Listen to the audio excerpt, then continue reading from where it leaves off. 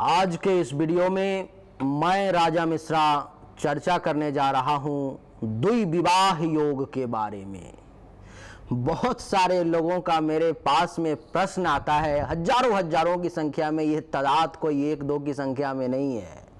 जो लोग पूछते हैं कि गुरुदेव ये बताओ कि क्या मेरी दूसरी विवाह भी होगी।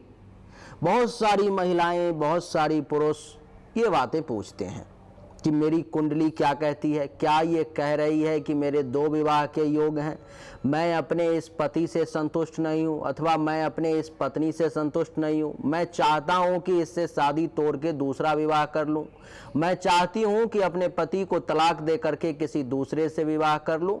इस प्रकार के प्रश्न हमारे पास महीने में लगभग 1,000 लोगों का तो आ ही जाता है।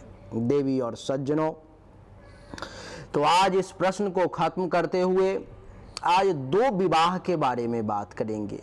आज मैं जन्म कुंडली के कुछ ऐसे सूत्र, कुछ ऐसे नियम, कुछ ऐसे मोटा जो है 4-5 चीजें बताने वाला हूं, जिसको अगर आप अपने कुंडली से मैच कर लेते हो तो आप समझ जाओगे कि क्या आपके जीवन में पहले पत्नी के अलावा दूसरे पत्नी का भी योग है। क्या आपके जीवन में पहले पति को तलाक दे करके दूसरे पति के साथ रहने का योग है।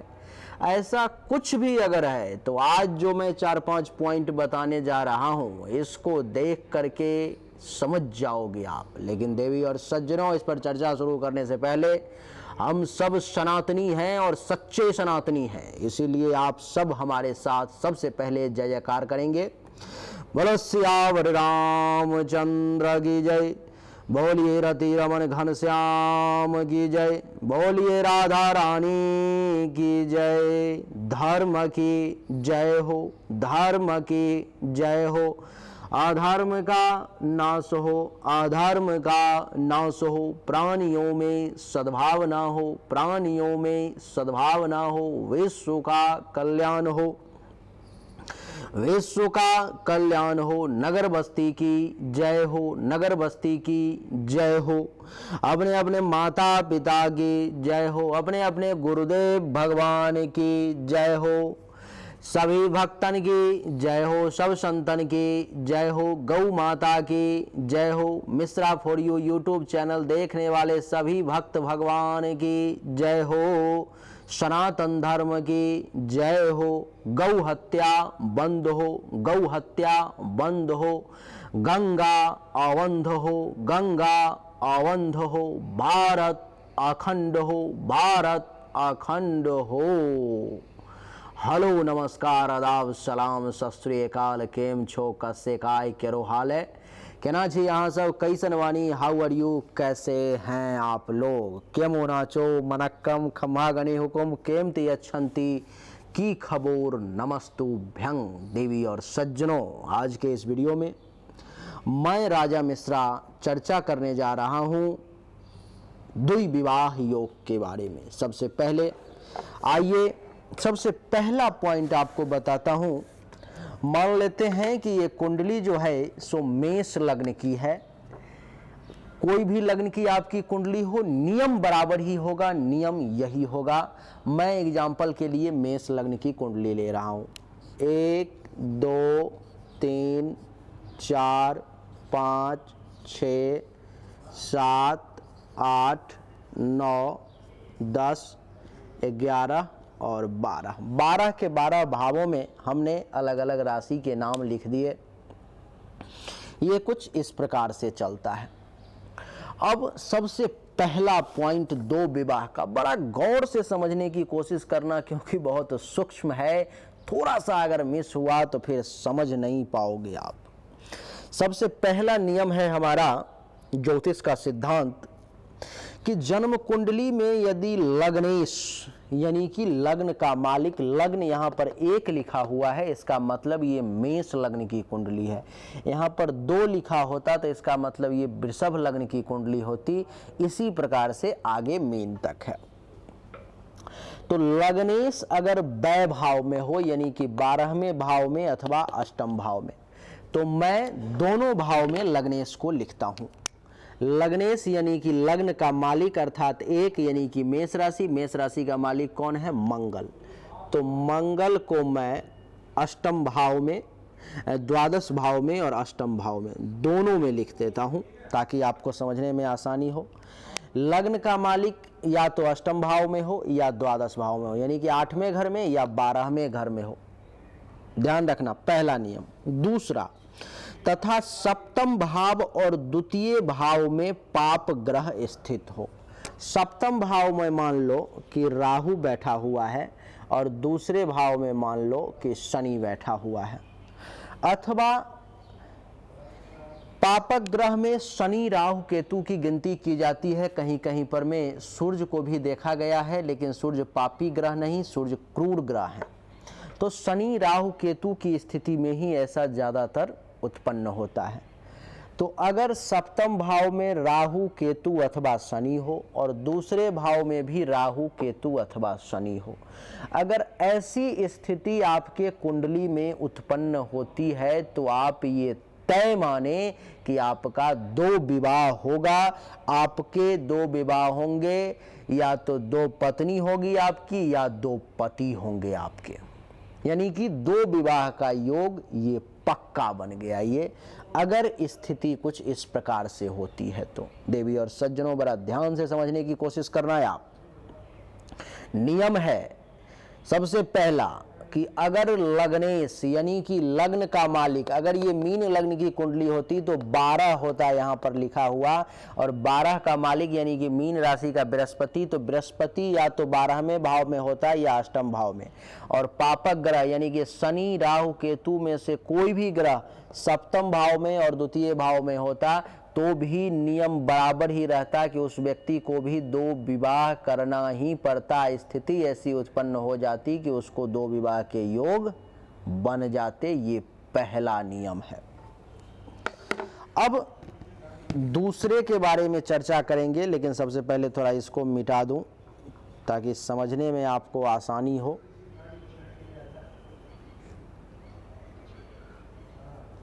अब हमारा दूसरा नियम क्या है वो देखो।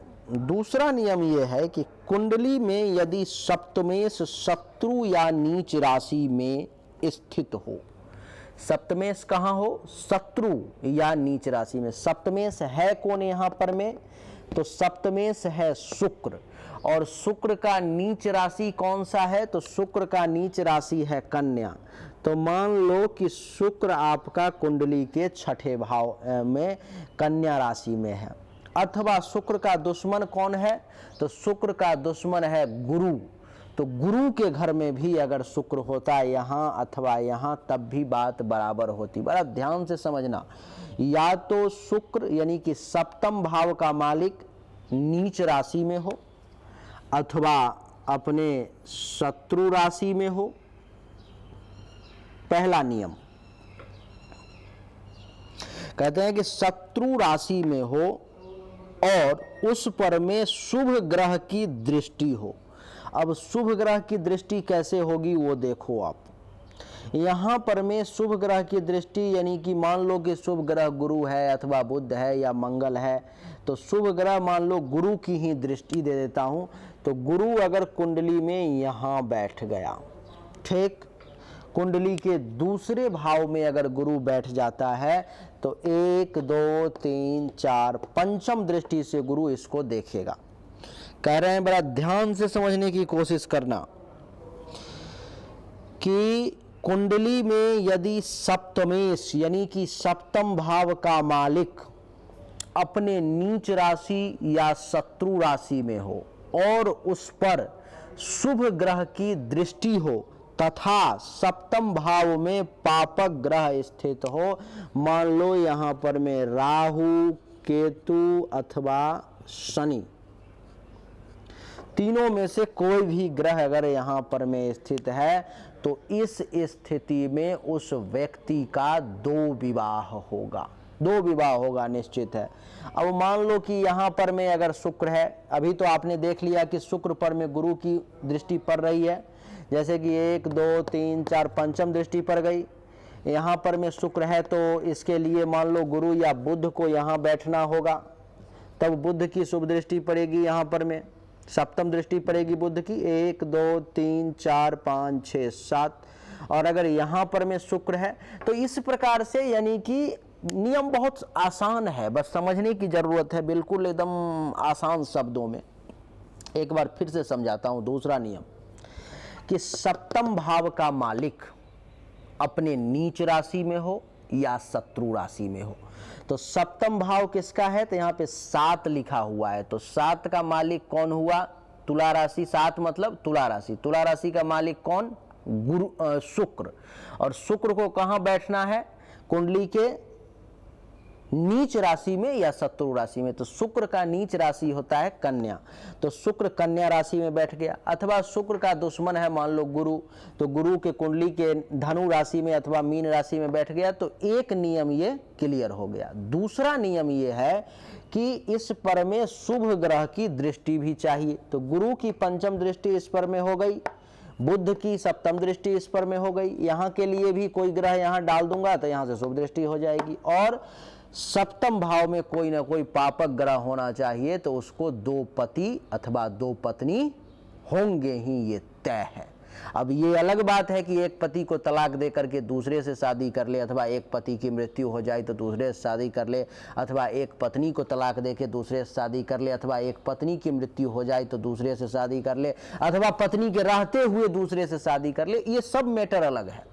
लेकिन नियम ये हुआ कि अगर ऐसी स्थिति उत्पन्न होती है तो उस व्यक्ति के कुंडली में दूसरे विवाह का योग बन गया।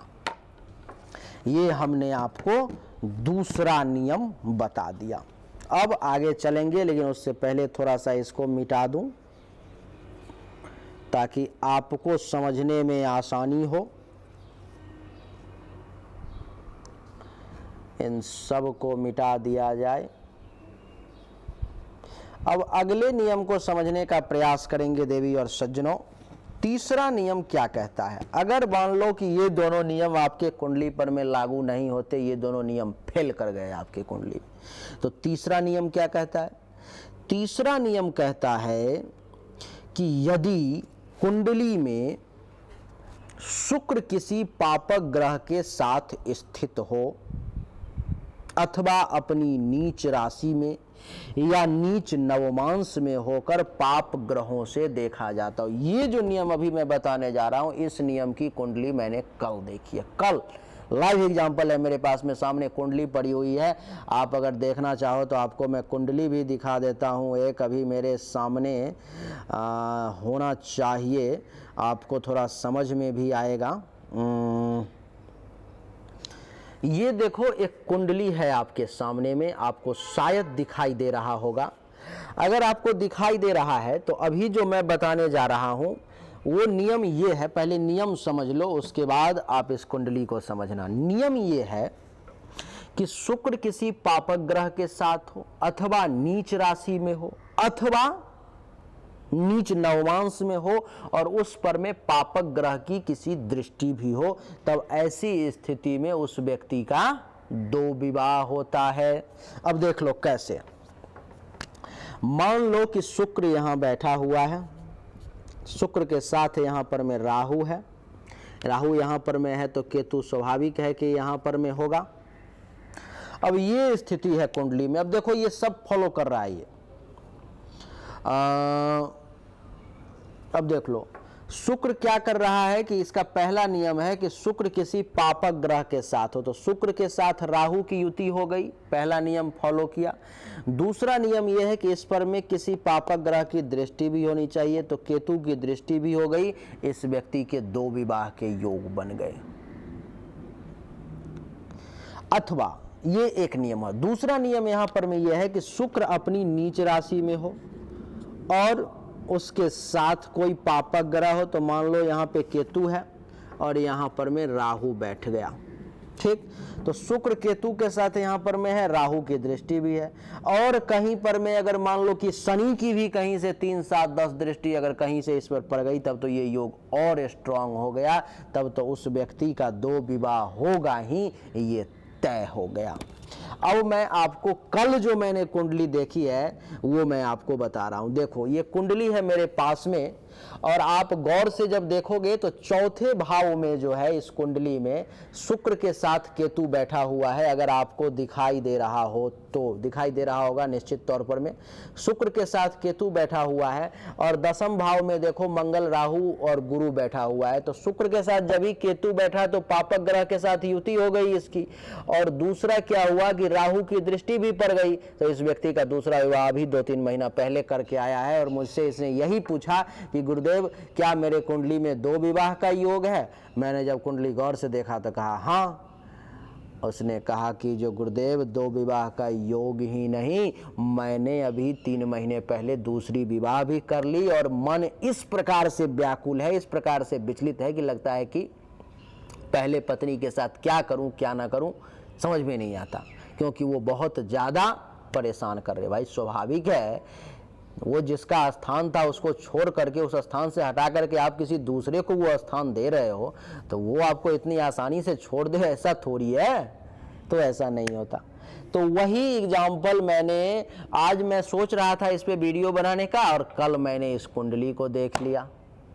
नहीं देवी और सज्जनों, तो ये स्थिति भी अगर हो, शुक्र अगर किसी पापक ग्रह के साथ हो अथवा नीच का हो अथवा या नवमांश में नीच का हो, और उस पर में किसी पापक ग्रह के साथ में दृष्टि भी पड़ रही हो, वो कहीं भी बैठा हुआ है, उससे कोई मतलब नहीं है। किसी भी लग्न की कुंडली है, कोई मतलब नहीं है।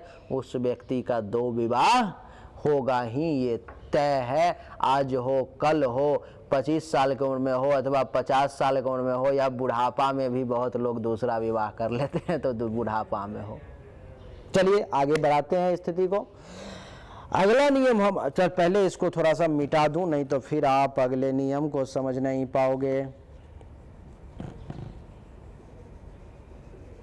देवी और सज्जनों, मनुष्य को दूसरा विवाह जल्दी नहीं करना चाहिए, चाहे स्थिति परिस्थिति कैसी भी क्यों ना उत्पन्न हो जाए, क्योंकि दूसरा विवाह करने के बाद बड़ा समस्या हो जाती है। हाँ, जीवन साथी के रहते हुए दूसरा विवाह नहीं करना चाहिए। अगर किसी कारणवश वो नहीं है आपके साथ, तब फिर कोई दिक्कत नहीं है। अच्छा चलिए अगले नियम की तरफ चर्चा करते हैं।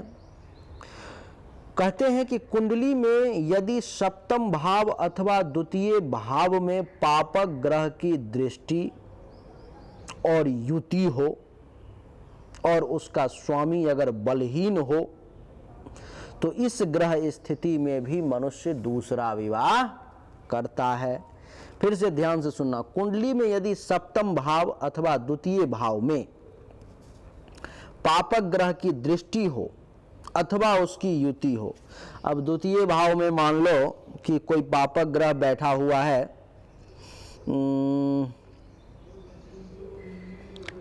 ये देख लो कि मान लो यहां पर में द्वितीय भाव में राहु और शनि बैठ गया, दोनों है, अथवा द्वितीय भाव में अथवा सप्तम भाव में मान लो कि राहु और शनि या केतु और शनि है। ये दोनों पापक ग्रह राहु केतु शनि, कोई भी ग्रह किसी के साथ, चाहे वो बृहस्पति के साथ हो, शुक्र के साथ हो, बुध के साथ हो, किसी भी ग्रह के साथ हो, अगर द्वितीय अथवा सप्तम भाव में वो बैठता है अथवा द्वितीय या सप्तम भाव पर में वो अपनी दृष्टि डालता है, और द्वितीय और सप्तम भाव का स्वामी यहाँ पर में दोनों का स्वामी शुक्र ही है, तो शुक्र, अगर शुक्र कहूँगा तो आपके लिए थोड़ा सा ठीक नहीं रहेगा, ये कहूँ कि दूसरे और सप्तम भाव का स्वामी अगर बलहीन है, कमजोर है, ताकत नहीं है उसके पास में लड़ने की, तो आप ये मान करके चलें कि उस व्यक्ति का भी दूसरा विवाह निश्चित तौर पर में होगा, ये तय है। इस नियम को भी आप समझ चुके, बड़ा आसान है। कह रहे हैं कि कुंडली में द्वितीय भाव या सप्तम भाव में पापक ग्रह की दृष्टि अथवा युति हो। अब जरूरी नहीं है, पर आप फिर से एक बार कह दूं कि यहाँ पर में राहु के साथ, शनि के साथ, केतु के साथ कोई भी ग्रह हो सकता है, कोई भी ग्रह हो दूसरे भाव या सप्तम भाव में, अथवा इस पर में दृष्टि हो और इन दोनों भाव का मालिक कमजोर हो, तो ये मानकर चलना चाहिए कि उसका विवाह दूसरा होने का प्रबल योग है। अगर इन दोनों भावों का मालिक जो है वो बहुत बलवान है, जो पापक ग्रह यहाँ पे बैठा उससे कई गुना बलवान है, तब ये नियम कमजोर पड़ जाता है, तब दूसरे विवाह की संभावना कम हो जाती है। आइए अगले नियम को देखते हैं देवी और सज्जनों। उम्मीद करता हूं कि इस वीडियो को देखने के बाद बहुत लोग अब दूसरे विवाह के बारे में जल्दी चर्चा नहीं करेंगे, लेकिन हाँ, जिनको कन्फ्यूजन हो, समझ में ना आए, जो अभी भी इसको देखने के बाद भी क्लियर ना हो पाए कि हाँ क्या है नहीं है, तो आप पूछ सकते हैं, कोई रुकावट नहीं है उसके लिए। कहते हैं कि कुंडली में यदि सप्तम भाव और अष्टम भाव में पापक ग्रह स्थित हो, सप्तम भाव में मान लो कि राहु है और अष्टम भाव में मान लो कि शनि है, नहीं, सप्तम भाव में राहु है या अष्टम भाव में शनि है, और द्वादश भाव में मंगल स्थित हो, यहाँ पर में मंगल है, ऐसी स्थिति तथा सप्तम भाव पर अपने स्वामी की दृष्टि भी नहीं है, ये शुक्र है, शुक्र का दृष्टि यहाँ नहीं है, मान लो कि शुक्र यहाँ बैठा हुआ है, शुक्र यहाँ के अलावा कुंडली में कहीं भी बैठेगा तो इस पर दृष्टि नहीं डालेगा, तो दृष्टि भी नहीं है, तो ऐसे ग्रह योग से युक्त व्यक्ति को भी दूसरा विवाह करना ही पड़ता है। ये नियम है। क्या नियम हुआ कि सप्तम अष्टम भाव में पापक ग्रह, द्वादश में मंगल, और सप्तम भाव का जो मालिक है उसका सप्तम भाव पे दृष्टि नहीं है। अगर ऐसी स्थिति उत्पन्न होती है आपकी कुंडली में, तो आप ये मान करके चलें कि आपका विवाह 2 बार होगा। तो देवी और सज्जनों, यही कुछ योग थे, 4-5 नियम जो हमने आपको बताए 2 विवाह के बारे में। बहुत सारे लोगों का प्रश्न उत्तर बहुत सारे लोगों का आता रहता है, तो हमने सोचा कि आज आपको कुछ फ्री एडवाइस भी दे दिया जाए, ताकि आप सही तरीके से इसका खुद से विश्लेषण कर पाओ। अगर फिर भी खुद से नहीं हो पाए, ये कुछ नियम बताए, इसके अलावा भी बहुत सारे हजारों नियम हैं, फिर भी अगर इस नियम के अंतर्गत आपका कुंडली नहीं आता है, आपको समझ में बातें नहीं आती हैं, तो मैं बैठा हुआ हूँ आपके सामने में, व्हाट्सएप नंबर है, उस पर में मैसेज करें, अपनी जन्म तारीख, जन्म समय, जन्म स्थान भेजें, नहीं हो तो हस्तरेखा भेजें, फीस जमा करें और अपने बारे में जानकारी प्राप्त करें। उम्मीद करता हूं कि आपको हमारा ये वीडियो पसंद आया होगा। अगर पसंद आया तो इस वीडियो को लाइक करें, शेयर करें, चैनल को सब्सक्राइब करके इसके बेल आइकन के बटन को दबा दें। एक बार फिर से आप सभी का बहुत बहुत धन्यवाद। Thank you so much. जय हिंद, वंदे मातरम। बोलिए राधे राधे।